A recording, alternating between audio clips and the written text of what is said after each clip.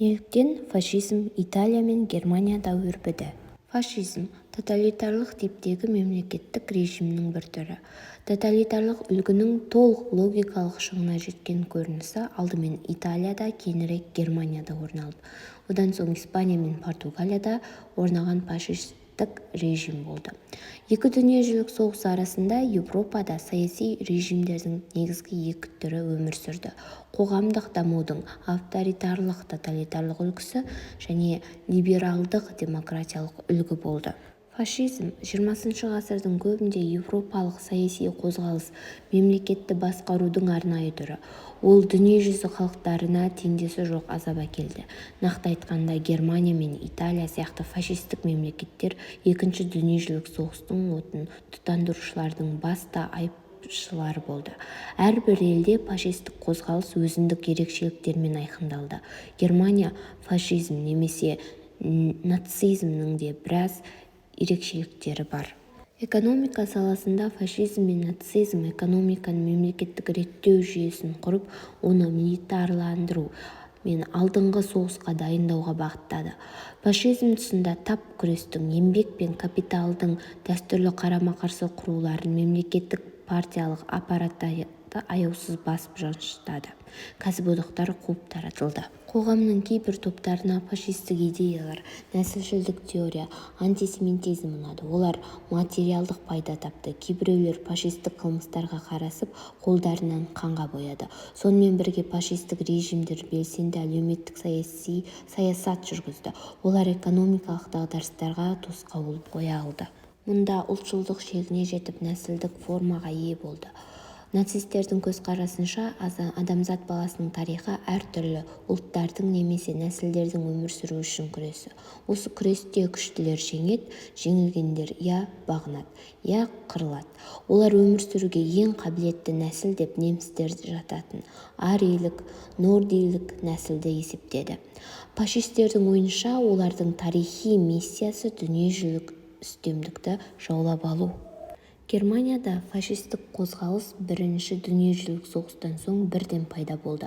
1919 жылы құрылған ұлттық социалистік неміс жұмысшы партиясы бүкіл фашистерді тартудың орталығына айналды.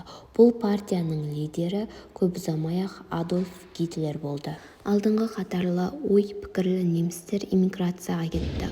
Олардың қатарына творчестволық интеллигенция қаймақтары, физик Альберт Эйнштейн, жазушы Томас және Генрих Мандар, Леон Фихтвангер, Вервольф Врехт, композитор Ганс Эйснер, Отто Клемперер, Паул Хендмейтер болды. Фашистік Германияның өмірі нацистердің даурыққанындай емес еді. Зорлық, зомбылық күн асқан сайын күшейе түсті. 1935 жылдың басына қарай нацизмге қарсы 4200-ден астам адам өлтірілді, 517 мың адам тұтқындалды. 1939 жылдың басында саяси сенімсіз 300 мыңнан астам адам тұтқынға болды.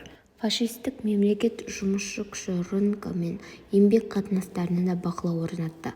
Нацистер мұнда өздерінің ұлтшылдық идеясын басым болуын қамтамасыз етуге жандарын аямады. Олар еңбек пен капитал арасында толық тіл табысушылық болады деп сенді. Сондықтан да нацистік Германияда кәсіподақ жойылды. Оның орнына жұмысшылар мен жұмыс берушілерді біріктірген неміс еңбек майданы құрылды. Кәсіподақ басшылары еңбек ұжымының көсемдеріне айналды. Еңбек қатынастары мен жалақыны бақылау үкімет арнайы тағайындалған еңбек сенімділіктеріне көшті. Көп ұзамай оған жалпы еңбек міндеткерлігі берілді. Енді мемлекет неміс қайда жұмыс істейтінін анықтайтын болды. Фашизм адам ақылына да бақылау орнатуға тырысты. Көпшілік хабар құралдары, радио, баспасөз, насихат министрі Йозеф Геббельске тікелей бағындырылды. Өнерде нацистерге қызмет етті. Суретшілер, ақындар, композиторлар өз шығармаларында Гитлерді мақтап, арий нәсілі мен жаңа тәртіптердің артықшылығын дәріптеді. Германияның ұлылығын орасан зор циклоптық сәулет құрылыстарын бейнеледі. Антисемитизм Фашистік мемлекеттің ресми саясаты антисемитизм. 1933 жылдың көктемінен үкімет еврейлерге қарайтын барлық мемлекеттерге бойкот ұйымдастырды. 1939 жылы еврейлер үйден және көшелерден арнайы бөлінген орындарға геттоларға көшіріле бастады. Оларға қоғамдық орындарға жүруге, әртүрлі істермен шұғылдануға тыйым салынды. Еврейлер үнемі киімдеріне тігілген сары жұлдызша тағып жүретін болды.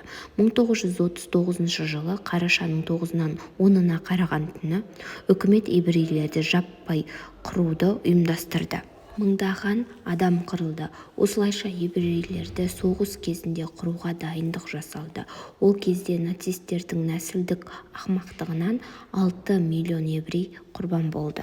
Италияда Муссолинидің өзінің «Фашизм туралы ілім» деген кітабында былай деп жазды: «Фашизм үшін ең жоғарғы нәрсе мемлекет. Оның алдында жеке адамдар мен топтар түкте емес. Бұл салада жеке адамдар емес, тек мемлекеттің ғана пікірі шешуші роль атқарады» деді. Достар, каналға тіркеліп лайк басуды ұмытпаңдар.